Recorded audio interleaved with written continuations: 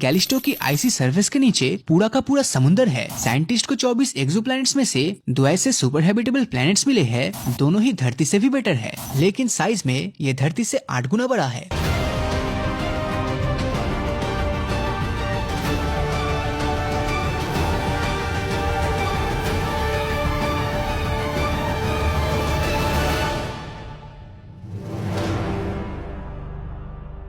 हमारे solar system में ही एक ऐसा प्लेनेट मौजूद है जिस पर रहने की कंडीशन धरती से भी बेटर है, पर इसके बावजूद कोई इसको नोटिस तक नहीं कर रहा। इसका नाम है कैलिस्टो, जो कि जुपिटर का सेकंड लार्जेस्ट मून है। और इस इमेज के अंदर आप जिस व्हाइट चीज को देख रहे हो वो असल में कैलिस्टो पर मौजूद बर्फ ही है। शुरुआत में तो इसे सोलर सिस्टम की एक डेड इनएक्टिव रॉकी बॉडी घोषित किया गया था, पर 1990s में साबित हो गया कि कैलिस्टो की आइसी सरफेस के नीचे पूरा का पूरा समुंदर है, जिसका इस्तेमाल जल्दी रॉकेट प्रोपेलेंट्स बनाने के लिए किया जाने वाला है। एस्ट्रोनॉमर्स ने कैलिस्टो के ऊपर एक एटमॉस्फेयर को भी डिटेक्ट किया है और उनका अंदाजा है कि अगर जुपिटर से आ रही रेडिएशन को रोक दिया जाए तो इंसान जुपिटर की इस चांद पर बहुत ही आसानी से सांस भी ले पाएगा। हमारी करंट अंडरस्टैंडिंग के हिसाब से देखे तो फिलहाल धरती ही यूनिवर्स का इकलौता ऐसा प्लेनेट है जहाँ पर लाइफ एग्जिस्ट करती है, लेकिन पिछले समय साइंटिस्ट ने यूनिवर्स के अंदर कुछ ऐसे हैबिटेबल प्लैनेट्स खोज निकाले जो न सिर्फ सभी मायनों में हमारी धरती से बेटर है, बल्कि इन पर जाने के बाद आपको बिल्कुल किसी सुपर ह्यूमन वाली फीलिंग आएगी।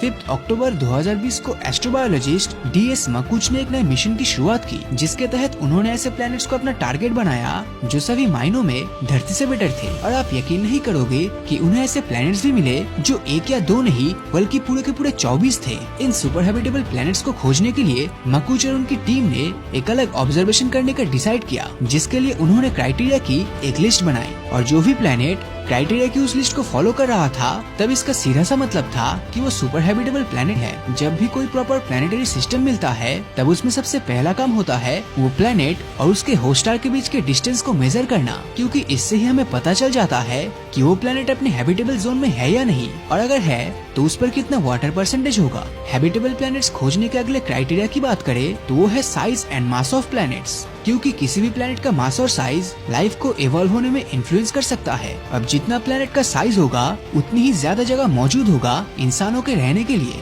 और प्लैनेट्स का मास जितना ज्यादा होगा उतनी ही ज्यादा उस पर ग्रेविटी भी होगी, और इसी ज्यादा ग्रेविटी की वजह से वो प्लैनेट हवा को जमीन के करीब रखेगा, जिससे उसका एटमॉस्फेयर काफी ज्यादा मोटा और स्टेबल रहेगा। साइज और मास वाले क्राइटेरिया के बाद अब बात करते हैं हमारे नेक्स्ट क्राइटेरिया यानी कि टेम्परेचर की, जिसमें इन प्लैनेट्स का टेम्परेचर धरती से 5 डिग्री सेल्सियस ऊपर या नीचे हो सकता है, क्योंकि धरती के मिडिल वाले एरिया यानी ट्रॉपिकल रीजन में पनप रहे माइक्रोब्स इसी तरह के एक्सट्रीम टेम्परेचर में सरवाइव करते हैं। अब इन्हीं सभी फैक्टर्स को ध्यान में रखते हुए साइंटिस्ट को 24 एक्सोप्लैनेट्स में से 2 ऐसे सुपर हैबिटेबल प्लैनेट्स मिले हैं जिनका सरफेस टेम्परेचर और एटमॉस्फेयर दोनों ही धरती से भी बेटर है, जिनमें से एक है ल्यूटेन B प्लैनेट।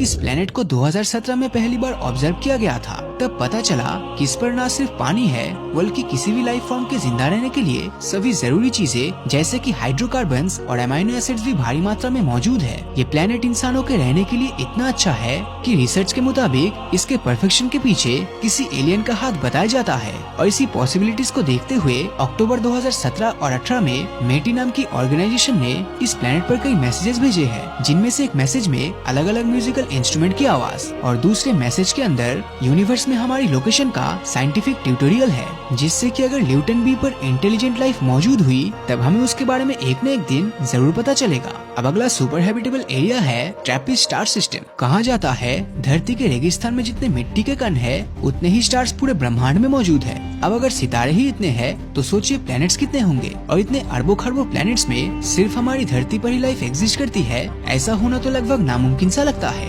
हमारी धरती से करीब 39 लाइट ईयर दूर एक ऐसा स्टार सिस्टम मौजूद है जहां 1 या 2 नहीं बल्कि पूरे 7 धरती जैसे प्लैनेट्स अपने स्टार का चक्कर लगा रहा है, और इनमें से 3 प्लैनेट्स अपने हैबिटेबल जोन में ऑर्बिट कर रहा है। ट्रैपिस्ट 1 नाम की स्टार सिस्टम की डिस्कवरी पहली बार साल 2017 में की गई थी। इसके प्लैनेट्स धरती से भी ज्यादा पुराने हैं, मतलब कि इन प्लैनेट्स पर जो लाइफ होगी वो धरती के पूरी तरह फॉर्म होने से पहले लगभग 3 बिलियन साल तक ऑलरेडी डेवलप कर गई होगी। अब ये सभी प्लैनेट्स बृहस्पति ग्रह के साइज जितने एक टाइनी रेड स्टार का चक्कर लगा रहा है और ये स्टार हमारे सूरज के कंपैरिजन में काफी ठंडा है। ये प्लेनेट अपनी ऑर्बिट पर टाइडली लॉक्ड भी है, मतलब कि इनकी एक साइड स्टार को फेस करते हुए हमेशा गर्म रहता है और दूसरी साइड बिल्कुल उसका उल्टा यानी कि ठंडा रहता है और ये खुद अपने एक्सिस पर चक्कर नहीं लगाती। अगर ये सभी कंडीशंस परफेक्ट रही तब ठंड और गर्मी वाले रीजन के बीच में एक ऐसी पतली सी स्ट्रिप एरिया होगी जहाँ जीवन आराम से पनप सके। वैसे ट्रैपिस्ट सोलर सिस्टम में प्लैनेट्स एक दूसरे के इतने ज्यादा करीब है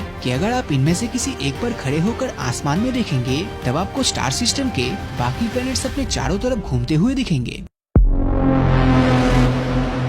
TOI स्टार सिस्टम। इस स्टार सिस्टम में दो प्लैनेट्स इसके हैबिटेबल जोन में आता है जो कि है TOI 700d और TOI 700e। ये दोनों ही एक्सोप्लैनेट का मास हमारी धरती जैसा ही है। जहाँ TOI 700d 28 दिन में अपने सूरज का चक्कर लगाता है तो वहीं पर TOI 700d 37 दिन में, और दोनों ही धरती के साइज के लगभग बराबर है। अगर इन दोनों प्लैनेट पर ही एक तरह का एटमॉस्फेयर हुआ तब इनका तापमान हमारी धरती से भी ज्यादा होगा, जो इनकी हैबिटेबिलिटी के लिए एक गेम चेंजर है। साइंटिस्ट ने पाया कि TOI 700d पर बहुत से प्लैनेट्स मौजूद है और अगर किसी दिन हम यहाँ पर पहुँच गए तब वो लाइफ फॉर्मिंग प्लैनेट्स हमारी धरती के जैसा ही होगा। लेकिन क्या ऐसा थियोरेटिकली पॉसिबल है कि दूसरे प्लैनेट्स पर धरती जैसा ही लाइफ फॉर्म मौजूद हो? वेल, एवोल्यूशन एक ऐसी चीज है जिसे ग्रेविटी की तरह ही नेचर का यूनिवर्सल लॉ माना गया है, यानी वो नियम जो ब्रह्मांड के हर जगह काम करता है। इस प्रोसेस में एक दूसरे से रिलेट करने वाली स्पीसीज एक जैसे प्राकृतिक मुश्किलों का सामना करते हुए इवॉल्व हो जाता है, क्योंकि किसी भी एलियन प्लैनेट पर लाइफ का स्टार्टिंग पॉइंट काफी सिंपल रहता है। जो सुपर हैबिटेबल प्लैनेट्स होंगे वो काफी पुराने होंगे, साथ ही उसका साइज काफी बड़ा, टेम्परेचर वार्म और धरती के मुकाबले वहाँ ज्यादा नमी होगी। ये प्लैनेट्स ऐसे स्टार्स को ऑर्बिट कर रहे होंगे जो हमारे सूरज से भी ज्यादा पुराने हैं और उनका लाइफ स्पैन भी सूरज से लंबा होगा। ऐसा माना जाता है कि हमारा सूरज करीब 10 बिलियन सालों तक एग्जिस्ट करेगा और जब बात धरती पर मौजूद लाइफ की आती है तब धरती पर कॉम्प्लेक्स लाइफ फॉर्म होने में करीब 4 बिलियन साल लगे। हालांकि कुछ स्टार्स ऐसे हैं जिनकी लाइफ हमारे सूरज से भी ज्यादा लंबी है, जिसके चलते इनके प्लैनेट्स पर लाइफ को इवॉल्व होने का ज्यादा समय मिल जाता है। तो अब सवाल आता है कि आखिर हम इन प्लैनेट्स में एलियन लाइफ को ढूंढेंगे कैसे? इसके लिए सबसे पहले हमें के स्टार्स को ढूंढना होगा, जिन्हें सिंपल वर्ड्स में रेड ड्वार्फ भी कहा जाता है। रेड ड्वार्फ बाकी स्टार्स के मुकाबले काफी ठंडे होते हैं और इनकी ल्यूमिनोसिटी यानी कि रोशनी भी काफी कम होती है। साथ ही साथ ये 20 से 70 बिलियन सालों तक वजूद में रहते हैं। अगर हम धरती से कंपेयर करें तो रेड ड्वार्फ को ऑर्बिट करने वाले किसी प्लैनेट पर अगर लाइफ मौजूद है तब उसको इवॉल्व और एडाप्ट होने में धरती से भी ज्यादा समय मिल गया होगा और इसकी आइडियल एज भी लगभग 5 से 8 बिलियन साल होगी। मतलब हो सकता है कि आज की तारीख में जिस प्लैनेट पर लाइफ का नामो निशान नहीं है वहाँ आज से लाखों करोड़ों साल बाद एलियंस रहने लगे और शायद तब तक हम इंसानों का अस्तित्व ही इस यूनिवर्स से गायब हो जाए। इसी के चलते हमारे लिए एलियन लाइफ को ढूंढ पाना बहुत ही मुश्किल है। KOI planets.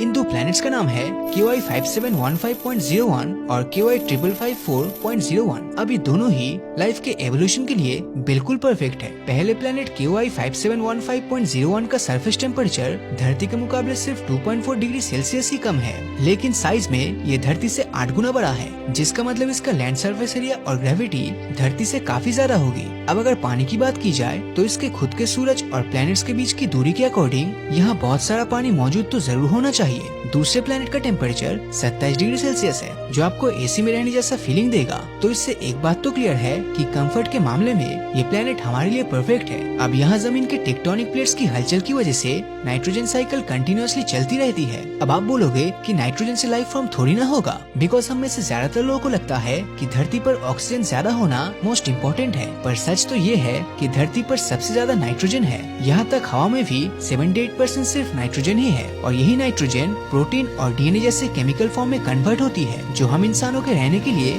आइडियल सिचुएशन पैदा करती है।